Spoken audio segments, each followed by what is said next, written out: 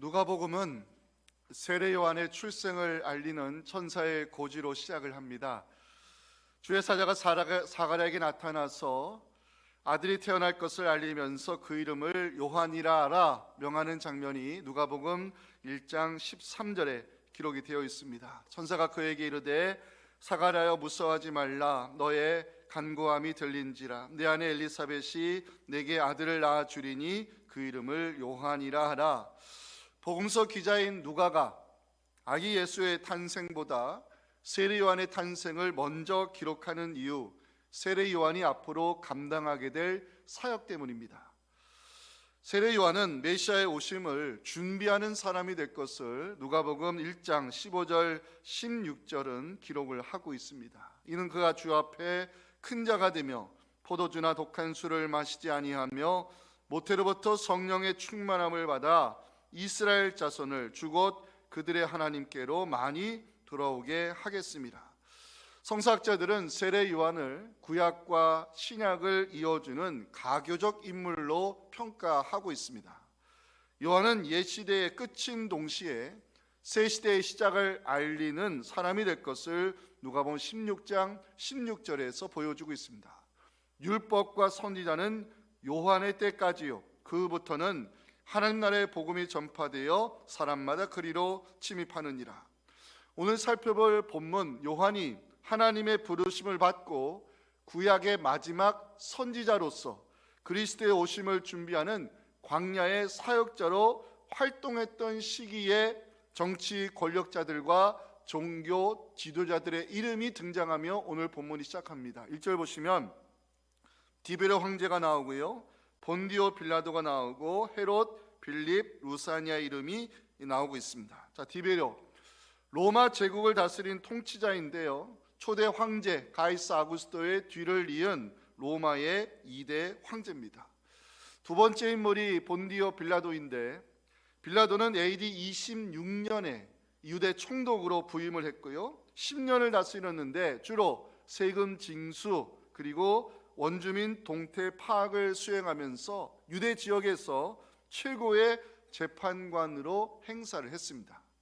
복음서 기자들이 증언하듯이 종교 지도자들이 예수님을 세 가지 죄목을 걸어 고소했을 때 아무런 죄도 찾아내지 못했지만 빌라도는 예수님을 십자가형에 넘긴 사람으로 성경에 남아 있습니다. 세 번째 인물 헤롯, 갈릴리의 분봉왕으로 남아 있죠. 분봉왕이라고 하는 것은 유대 지역을 4분의 1로 나눠서 그 쿼러 지역 4분의 1을 다스리는 통치자를 의미하는데, 신약 성경에 자주 등장하는 헤롯은 정확히 말씀드리면 헤롯 안디바입니다. 네 번째, 다섯 번째 인물이 빌립과 루사니 역시 지방 통치자로 알려져 있는데요, 누가는 세례 요한과 관련된 기사를 기록하면서 왜 정치 권력자들의 이름을 언급하는가? 마태는요, 유대인들을 상대로 복음서를 기록했다면 누가는 헬라 문화권에 있는 이방인들을 상대로 복음서를 기록한 것으로 알려져 있습니다. 누가는 유대 역사보다는 로마 역사와 관련된 통치자들의 이름을 언급하면서 헬라 문화에 익숙한 이방인들에게 복음을 전하고 있고, 특별히 세례 요한이 그 시대의 가공의 인물이 아니라 역사적 인물이었음을 알리면서 그 이름들을 나열하고 있습니다. 누가는 세례 요한이 하나님의 부르심을 받았을 때 그 정치 권력자들을 언급함과 동시에 종교 지도자들의 이름도 나열하고 있습니다. 자, 2절 함께 읽겠습니다. 시작. 안나스와 가야바가 대제사장으로 있을 때에 하나님의 말씀이 빈들에서 사가랴의 아들 요한에게 임한지라. 아멘. 구약의 율법에 의하면요, 대제사장직은 종신직이었고 오직 한 사람만 감당할 수 있는 직이었습니다. 그런데 로마가 유대를 지배하면서 그 율법의 규정이 깨져버렸습니다. 로마 정부가 대제사장직을 자신들의 입맛에 따라 임명하면서 2명 이상의 대제사장이 공존하는 사태가 벌어졌습니다. 세례 요한과 예수님 당시의 대제사장직은 안나스와 가야바가 맡고 있었습니다. 가야바는 안나스의 사위인데요, 안나스는 훗날 나이가 들어서 대제사장직에서 물러갔음에도 실질적인 종교 권력자로 군림했음을 요한복음 18장 12절부터 보면 알 수 있습니다. 군대와 청부장과 유대인의 아랫사람들이 예수를 잡아 결박하여 먼저 안나스에게로 끌고 갔고, 안나스는 그의 대제사장 가야바의 장인입니다.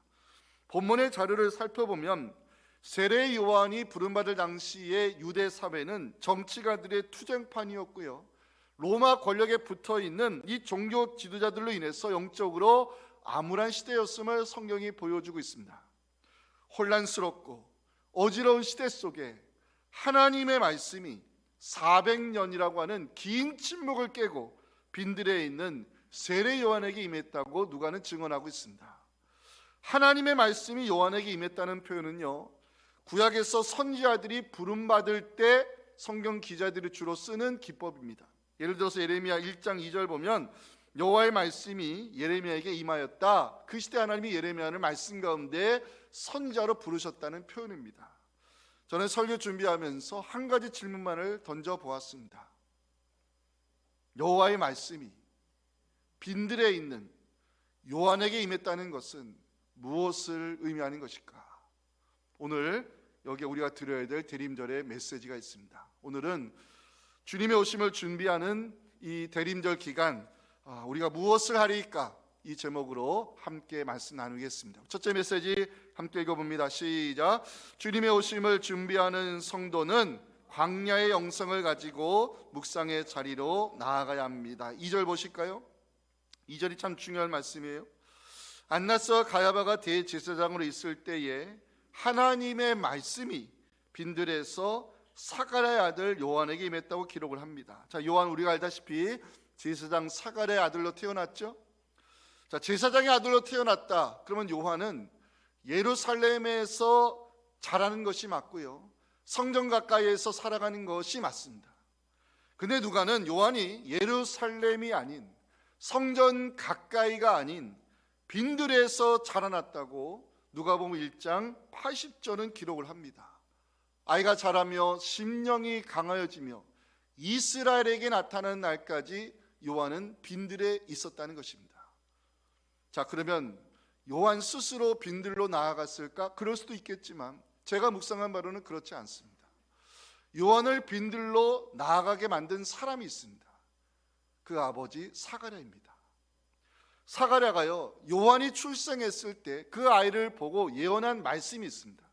누가복음 1장 76절부터 나오는데, 이 아이여, 네가 지극히 높으신 이의 선지자라 일컬음을 받고 주 앞에 앞서가서 그 길을 준비하여 주의 백성에게 그 죄의 사함으로 말미암은 구원을 알게 하라고 예언을 했습니다.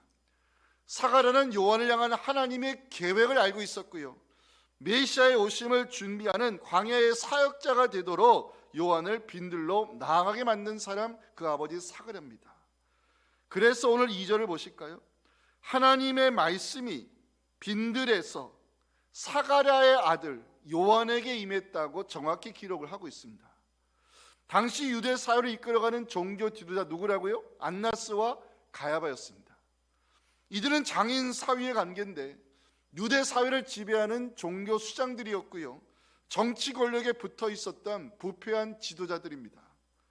안나스와 가야바는 대제사장으로서 막강한 권력을 행사했습니다. 그런데 하나님의 말씀은 성전이 있는 예루살렘에 임한 것이 아니었습니다.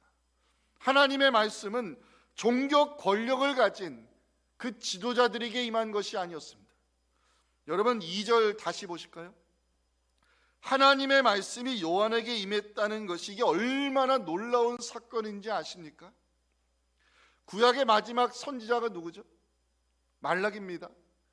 말라기 선지자를 끝으로 하나님이 400년 동안 선지자를 보내지 않았습니다. 400년 동안 선지자가 나타나지 않았다는 것은 하나님이 400년 동안 말씀하지 않았다는 뜻입니다.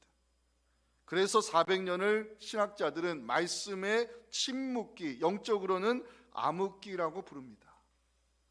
근데 하나님이 400년의 침묵을 깨시고 사가랴의 아들 요한에게 말씀으로 임했다고 성경은 증언합니다. 놀라운 사건이죠. 성서학자들은 세례 요한을 구약의 마지막 선지자로 이해를 하고 있고요, 새로운 시대의 시작을 알리는 광야의 사역자로 평가를 합니다. 중요한 것은 하나님의 말씀이 빈들에 있는 요한에게 임했다는 것입니다. 누가는 왜 빈들을 강조할까요? 세례 요한이 빈들에 나아간 이유가 뭘까요? 하나님의 말씀이 빈들에 있는 요한에게 임한 이유가 뭘까요? 첫 번째, 세속의 자리를 떠났기 때문입니다.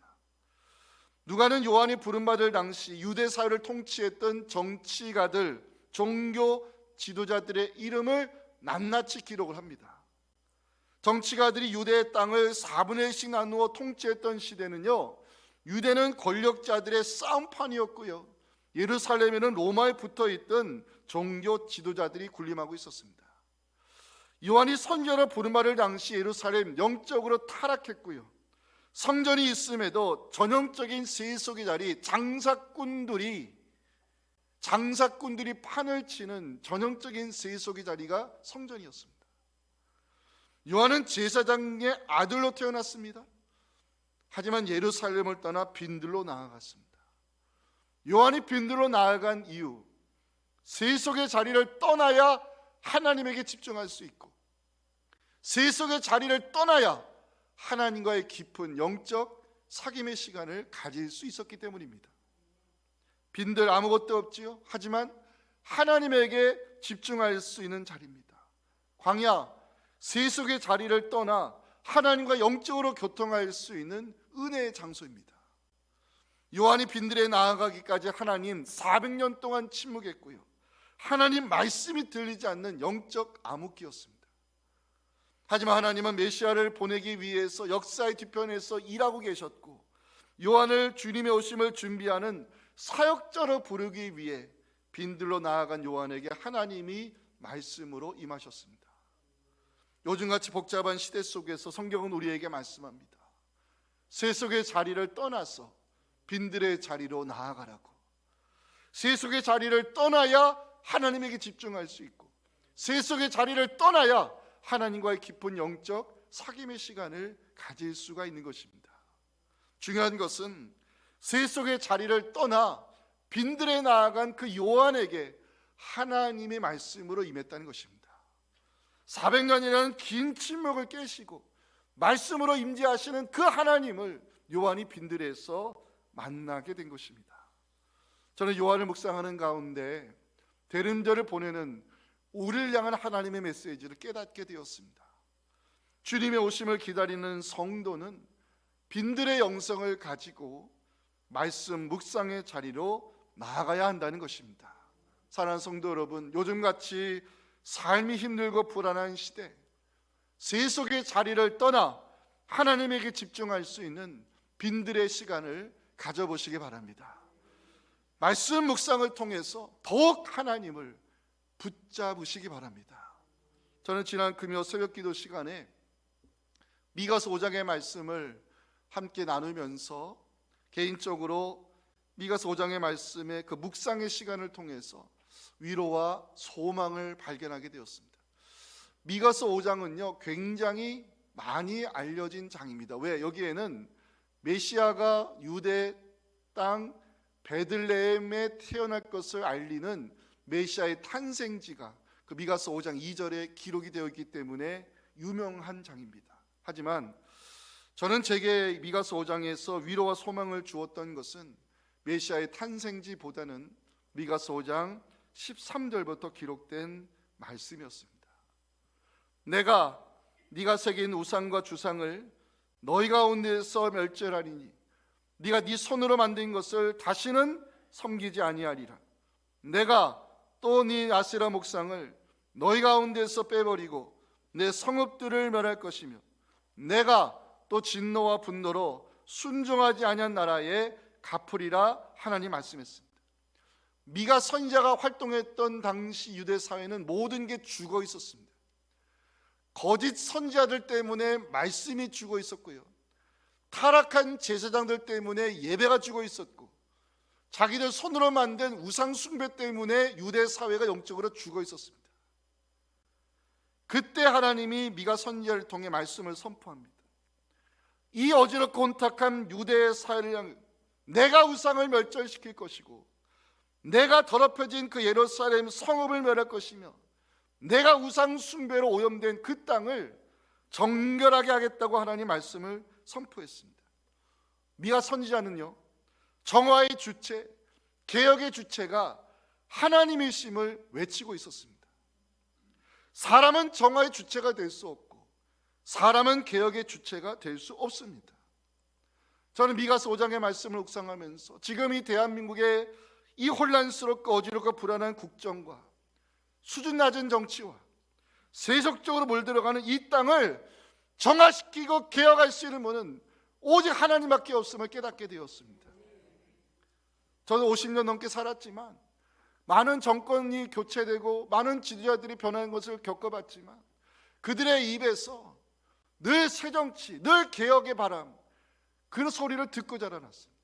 하지만 대한민국 정치 역사에 단 한 번도 새정치, 정말 국민들의 마음을 시원하게 해주는 개혁의 역사는 본 적이 없습니다.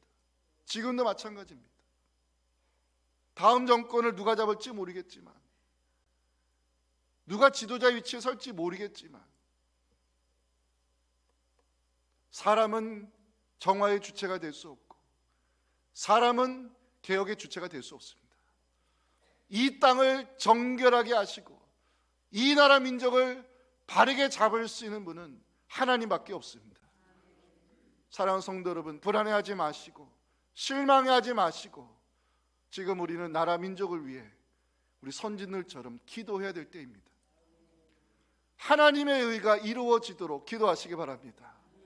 하나님의 공의와 정의가 살아있도록 기도하시기 바랍니다. 제가 확신하는 것이 있습니다. 하나님 이 나라 민족을 버리지 않을 것입니다.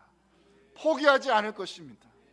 순교의 피가 흐르는 이 나라, 십자가가 세워진 이 나라, 그래도 복음을 위해서 수고하는 이 민족을 하나님은 버리지 않을 것입니다. 하나님 이 땅을 다스려 주시옵소서. 국민들에게 평안을 허락하여 주시옵소서. 하나님의 의로 이 나라 민족을 다스려 주시기를 기도하는 여러분들로 인해서 우리의 유일한 구원이요 소망이신 예수님이 이 땅의 주권자로 나타날 수 있기를 주님의 이름으로 축원합니다. 요한이 빈들에 나아간 이유 두 번째, 은혜 때문입니다. 구약에서는 하나님의 은혜가 광야에 있다고 예레미야 31장 2절을 말씀하는데, 제가 개인적으로 좋아하는 말씀입니다. 함께 읽어볼까요? 여호와께서 이같이 말씀하시니라.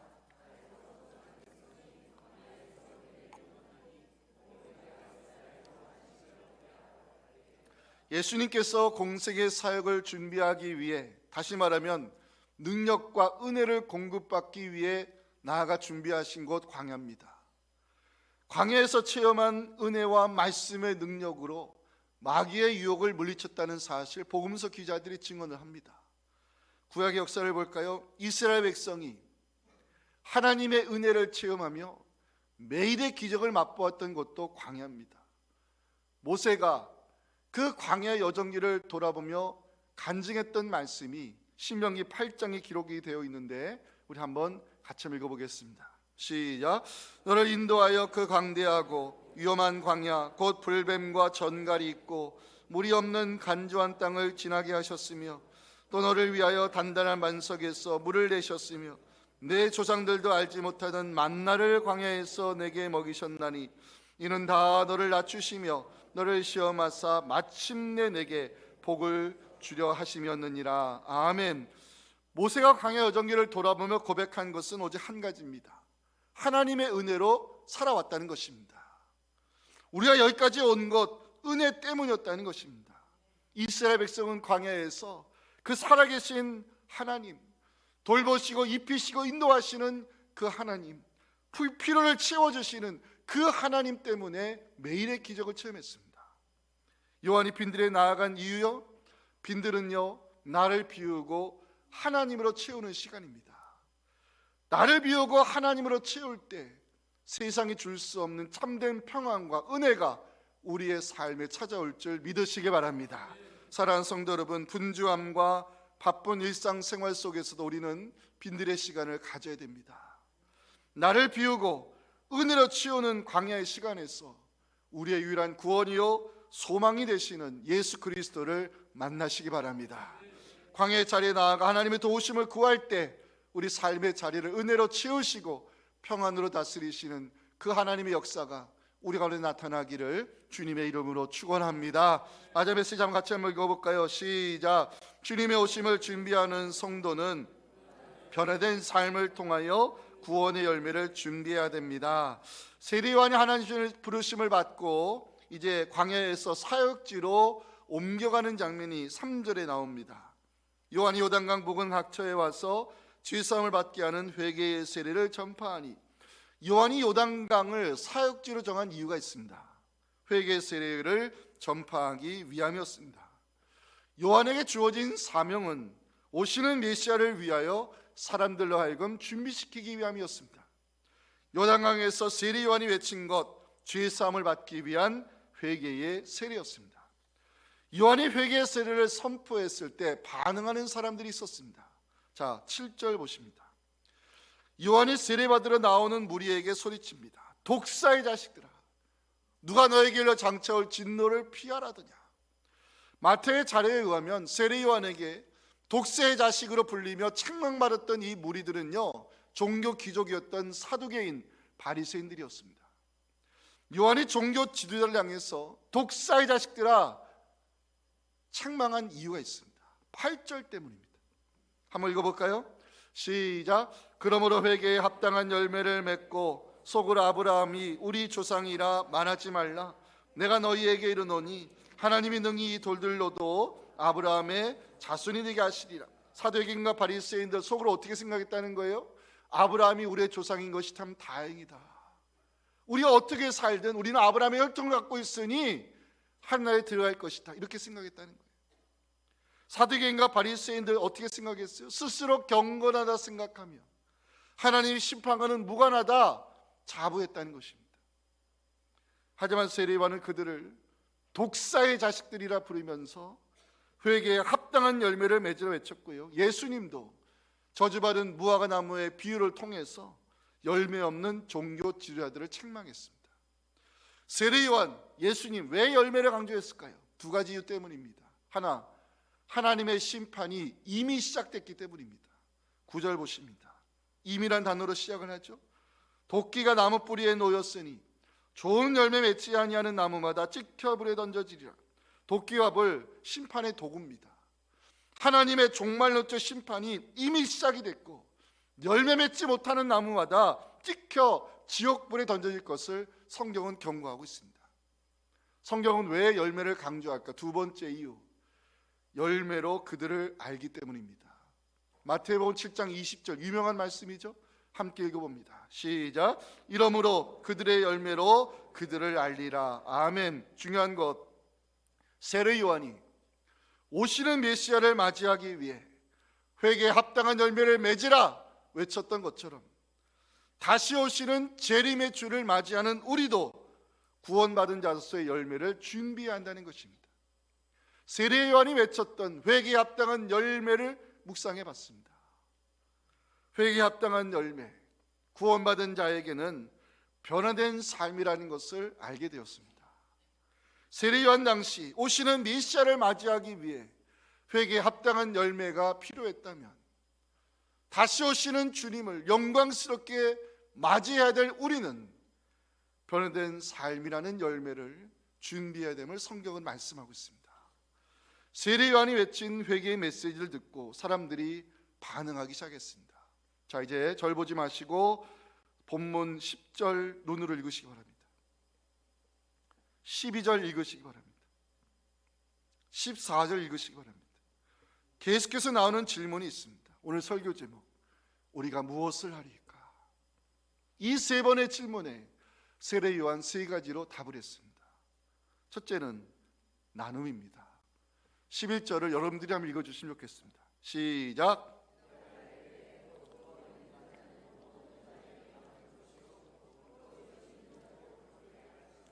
옷이 나오죠? 헬라어로 속옷입니다. 기본적으로 입어야 되는 속옷도 없는 어려운 사람을 위해서 내가 가진 것을 나누어 주라고. 이것이 회개에 합당한 열매라고 요한은 외치고 있습니다. 하나님 주신 은혜와 복 나눌 때 구원받은 자의 변화된 삶의 열매가 될 수 있음을 성경은 우리에게 말씀하고 있습니다. 두 번째, 정직입니다. 자, 12절 13절은 같이 읽어야 됩니다. 시작. 세리들도 세례를 받고자 하여 와서 이르되 선생이여 우리는 무엇을 하리이까 하며 부과된 것 외에는 거두지 말라. 자, 그 당시에 세리 일정한 급료가 없었습니다. 로마 정부에 바치고 남은 것을 자신의 몫으로 챙겼습니다. 당연히 부당 징수가 있었고요. 토색하는 일을 통해서 주머니를 불려나갔습니다. 유대 사회에서는요, 이 세리를 창기와 같이 취급했습니다. 왜? 정직하지 못한 일로 인하여 동족의 피를 빨아먹고 있었기 때문입니다. 요한은 세리를 향해서 부과된 것 외에 거두지 말라. 정직을 회개에 합당한 열매로 요구했습니다. 세 번째, 감사합니다. 14절 마지막 말씀인데 같이 읽겠습니다. 시작. 군인들도 물어 이르되 우리는 무엇을 하리까 하며 이르되 사람에게서 강탈하지 말며 거짓으로 고발하지 말고 받는 급료를 족한 줄로 알라. 세례 요한 군인들에게 강탈하지 말라고 외쳤습니다. 강탈하다, 힘을 써서 남의 돈을 갈취하다, 이런 뜻입니다. 여러분들 재산 증식하는데 가장 빠른 방법이 뭔지 아세요?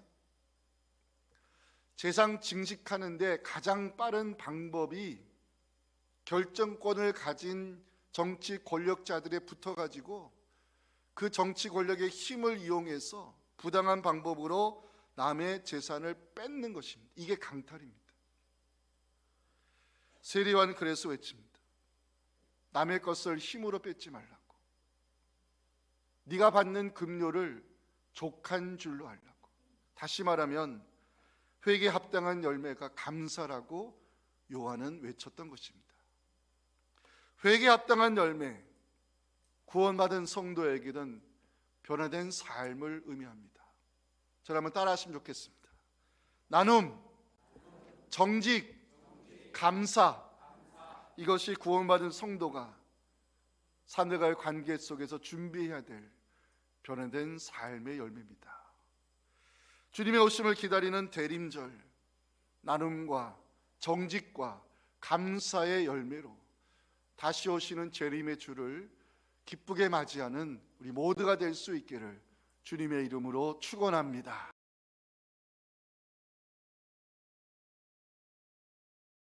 지금도 살아계셔서 언제나 택하신 백성을 위로하시고 기도하시는 우리의 유일한 중보자 예수 그리스도의 은혜와 이 나라 민족을 지금도 붙들고 포기하지 아니하시는 아버지 하나님의 크신 사랑과 성령의 역사가 오늘 주신 말씀을 가지고 빈들의 자리로 나아가 나를 비우고 하나님으로 채우며 그 말씀을 붙들고 나라 민족을 위해 기도하여 내가 먼저 나누고 내가 먼저 정직한 길을 걸으며 내가 먼저 감사한 삶을 살아 다시 오실 주님을 영광스럽게 맞이하기 원하는 우리 사랑하는 성도들이 간절한 부르짖음과 혼란과 어지럼 속에 있지만 다시 붙들어 세우실 하나님의 놀라우신 능력과 그 소망을 포기하지 아니하고 기도하는 모든 성도들의 이 눈물의 간구 위에 지금부터 영원토록 함께 하시기를 간절히 축원하옵나이다.